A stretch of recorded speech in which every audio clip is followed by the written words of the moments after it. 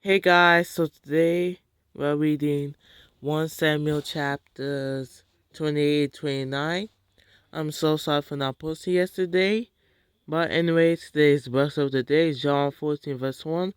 Do not let your hearts be troubled. You believe in God. Believe also in me. Amen.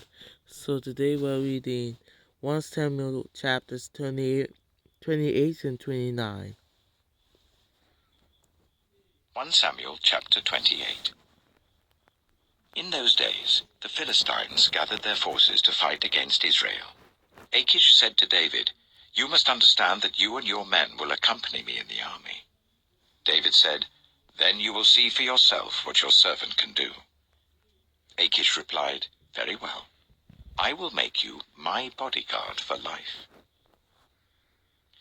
Now Samuel was dead, and all Israel had mourned for him and buried him in his own town of Ramah. Saul had expelled the mediums and spiritists from the land. The Philistines assembled and came up and set up camp at Shunem, while Saul gathered all Israel and set up camp at Gilboa. When Saul saw the Philistine army, he was afraid. Terror filled his heart. He inquired of the Lord, but the Lord did not answer him by dreams or Urim or prophets. Saul then said to his attendants, "Find me a woman who is a medium, so that I may go and inquire of her." "There is one in Endor," they said. Hold up, guys. So Sorry about that, guys. So let's continue. putting on other clothes, and at night he and two men went to the woman. "Consult a spirit for me," he said, "and bring up for me the one I name." But the woman said to him, "Surely you know what Saul has done. He has cut off the mediums and spiritists from the land. Why have you set a trap for my life to bring about my death?" Saul swore to her by the Lord, "As surely as the Lord lives, you will not be punished for this." Then the woman asked, "Whom shall I bring up for you?" "Bring up Samuel," he said. When the woman saw Samuel, she cried out at the top of her voice and said to Saul, "Why have you deceived me? You are Saul." The king said to her, "Don't be afraid. What do you see?"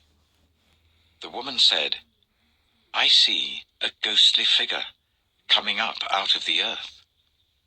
"What does he look like?" he asked. "An old man wearing a robe is coming up," she said. Then Saul knew it was Samuel, and he bowed down and prostrated himself with his face to the ground. Samuel said to Saul, "Why have you disturbed me by bringing me up?" "I am in great distress," Saul said. "The Philistines are fighting against me, and God has departed from me.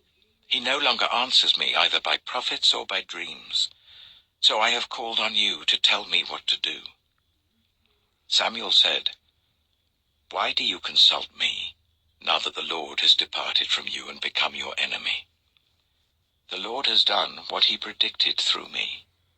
The Lord has torn the kingdom out of your hands and given it to one of your neighbors, to David. Because you did not obey the Lord or carry out his fierce wrath against the Amalekites, the Lord has done this to you today.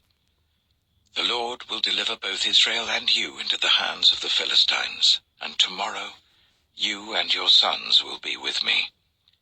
The Lord will also give the army of Israel into the hands of the Philistines." Immediately Saul fell full length on the ground, filled with fear because of Samuel's words. His strength was gone, for he had eaten nothing all that day and all that night. When the woman came to Saul and saw that he was greatly shaken, she said, "Look, your servant has obeyed you. I took my life in my hands and did what you told me to do. Now please listen to your servant, and let me give you some food, so that you may eat and have the strength to go on your way." He refused and said, "I will not eat." But his men joined with the woman in urging him, and he listened to them. He got up from the ground and sat on the couch. The woman had a fattened calf at the house, which she slaughtered at once. She took some flour, kneaded it, and baked bread without yeast. Then she set it before Saul and his men, and they ate. That same night they got up and left. Amen. So now we're going to read 1 Samuel chapter 29. 1 Samuel chapter 29. The Philistines gathered all their forces at Aphek, and Israel camped by the spring in Jezreel. As the Philistine rulers marched with their units of hundreds and thousands, David and his men were marching at the rear with Achish. The commanders of the Philistines asked, "What about these Hebrews?" Achish replied, "Is this not David, who was an officer of Saul, king of Israel? He has already been with me for over a year, and from the day he left Saul until now, I have found no fault in him." But the Philistine commanders were angry with Achish and said, "Send the man back, that he may return to the place you assigned him. He must not go with us into battle, or he will turn against us during the fighting. How better could he regain his master's favor than by taking the heads of our own men? Isn't this the David they sang about in their dances? Saul has slain his thousands, and David his tens of thousands." So Achish called David and said to him, "As surely as the Lord lives, you have been reliable, and I would be pleased for you to serve with me in the army. From the day you came to me until today, I have found no fault in you, but the rulers don't approve of you. Now turn back and go in peace. Do nothing to displease the Philistine rulers." "But what have I done?" asked David. "What have you found against your servant from the day I came to you until now? Why can't I go and fight against the enemies of my lord the king?" Achish answered, "I know that you have been as pleasing in my eyes as an angel of God. Nevertheless, the Philistine commanders have said, 'He must not go up with us into battle.' Now get up early, along with your master's servants who have come with you, and leave in the morning as soon as it is light."